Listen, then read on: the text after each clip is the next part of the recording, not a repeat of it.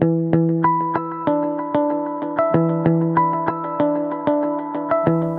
guys, welcome back to another tutorial. Tonight I'm going to be going over how to create this photograph you see here. This is essentially a landscape panoramic shot. They are very simple to do, and they are very impactful, and especially if you want to go and do some large prints, you will get a massive amount of resolution and size from doing this technique. So as I said, it's fairly easy to do. Let's run over some prep work. So I'm going to jump back over into library. And what I've got is these 6 photographs here. These are the ones that I flagged. This is what I'm going to be using to create the panoramic shot. Now, the best way to do this is to take vertical shots and look at your scene and do a series of maybe 6 to 10 or 15 images in a sweeping motion. So first things first, let's go and have a look at some of the actual data in the image. So I'll just hit Command I and I'll bring up some of the information. Give me 1 second here. Cool. Alright, so as we can see, the metadata on this it's been shot at 1/1600th of a second at f8, ISO 800 at 56mm. The reason I was shooting at f8 is to get a fairly deep depth of field, so everything's in focus. 1/1600th of a second is, you know, a very quick shutter speed, so there's not going to be any camera shake, and ISO 800, that's totally fine. The major thing is firstly to do some of the prep work. Now this photograph is fairly bland, it's shot in RAW, so I've got a lot of power over this. You can do this in JPEG, just make sure to get your image as best you possibly can in camera if you're shooting JPEG, because you don't have too much control afterwards. So what we can do is, I'm using Lightroom. I know some of you guys are using Aperture or different other post programs, but I'm using Lightroom for this occasion, and any other one will work the exact same. So what I'm going to do is I'm going to do some editing to one photograph and sync that to all the others, so I've all got a consistent look. In panoramas, make sure that you shoot everything in manual settings on your camera. Set the focus to manual as well, that way everything's going to be consistent across the board. So what I'm going to do firstly is I'm going to bring the exposure up, because I feel that this is probably 2/3 under. So I'm going to bring it up a half a stop. I'm going to bring my clarity up just a touch to get those blacks to pop a little bit more. I'm just going to bring the highlights down just so I can rescue some of the sky. And I'm going to bring my vibrance up, which is really going to deepen the blue in the sky. And I'm also going to bring saturation up just a little bit. So that's me personally. Some of you guys might have done it differently. That's the kind of look that I'm wanting to go for. Now, instead of doing that to every other image in this sequence, all I need to do is hold down Shift, click on the 6 images, and then hit sync. The beauty of this is it's going to sync the settings that I've done to this photograph across the entire board, so it's going to be perfectly aligned. So all the settings are going to be the exact same, so I can hit synchronize, and there we go. Now every photograph, it's gone through and Lightroom's done its magic, and they're all got the exact same settings across it. So the saturation, the highlights, clarity, everything's the exact same, so I'm not mucking around at all.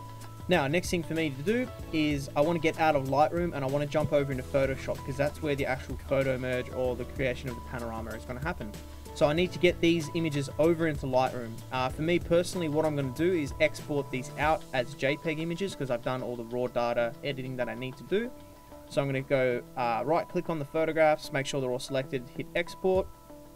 And I've already got a folder here on the desktop called Pano. So I'm going to click choose, export those, make sure my quality slider is set to 100, and export.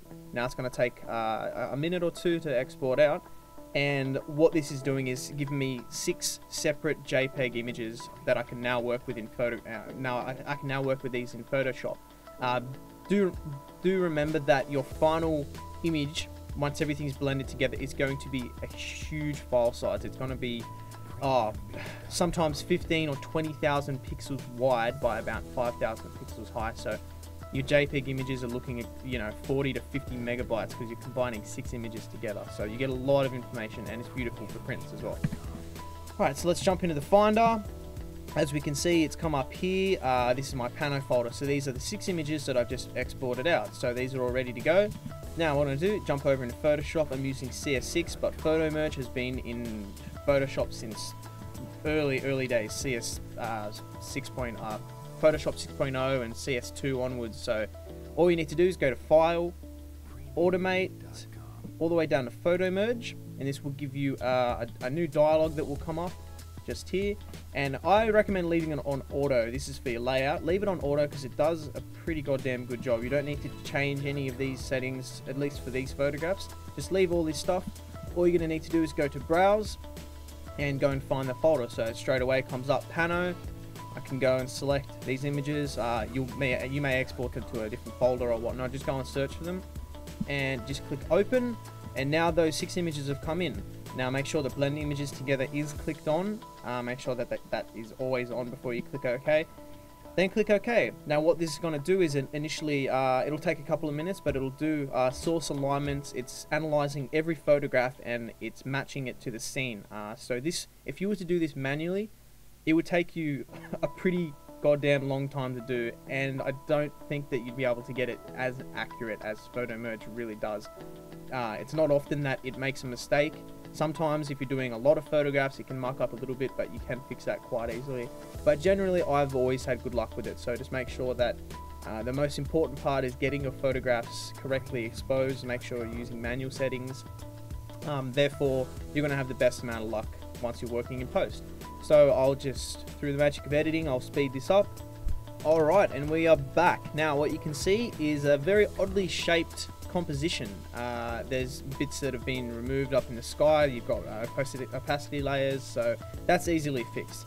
Now all we need to do is get the crop tool and bring this down and start cropping out all the excess data that we don't need at the top of the sky. So as I said, it's best to shoot this vertically, because it usually does give you the best results from my experience. Now I'll just crop this up, and all I need to do now is just double click, and there we go. Perfect.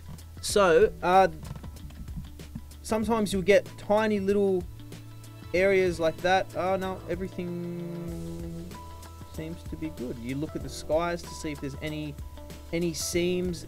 There's not really anything at all that I can see. So yeah, that's pretty much perfect. So once again, Photo Merge for the win. Anyway, as you can see, there is your photograph there. Now let's go into some settings and to see how wide it is. So as you can see, it's 13,000 pixels wide by almost 4,000 or 3,500 pixels high. So that's a massive file. When you save that out as a JPEG image, if you're at 300 DPI, that's going to be about 50 megabytes or so. So let's go ahead and do that now. I'll click save, and I'm gonna go straight into that panorama shot folder that I had. Let's click JPEG, untitled Panorama 1, and just click save. So I'm guessing it's gonna be I'm thinking about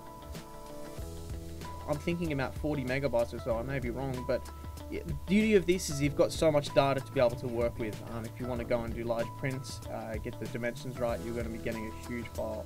So there we go, 36 megabytes, 13,818 pixels wide by 3,400 pixels high. So that's pretty much it, guys. That's all that you need to do, and that's ready to go. You could go ahead and bring that back into Lightroom and do some editing to it if you wanted to, or you can do whatever you want. For instance, if you didn't want to have the power lines in there, you could go ahead and do some patch removal work, or you know, you could go ahead. Before you do any editing on it, you will have to merge these layers because it's created its own mask across each way. As you can see, these are all the masks here, and you can see how it's worked. So it's done a very good job. You can merge all these together by pressing Command E. That will create one single layer that will be unlocked, so you can go ahead and start editing that now. And let's say that we didn't want these power lines in, just make a clone sample, and you can just run along and get rid of that power line. Blah blah blah blah blah. This is just an example, guys, of what you could do to it afterwards. If I was to get this printed, then yes, I would be going through and removing these power lines because I personally do not like them. So yeah, you could go ahead and do that. It's very, very, very rough. Do that or using the patch tool. Anyway, guys, I hope that helps. Again, this is a large file, so you can do lots of prints with it. And yeah, any questions, give me a shout. If not, I'll catch you guys in the next video. Alright, keep shooting. Ciao.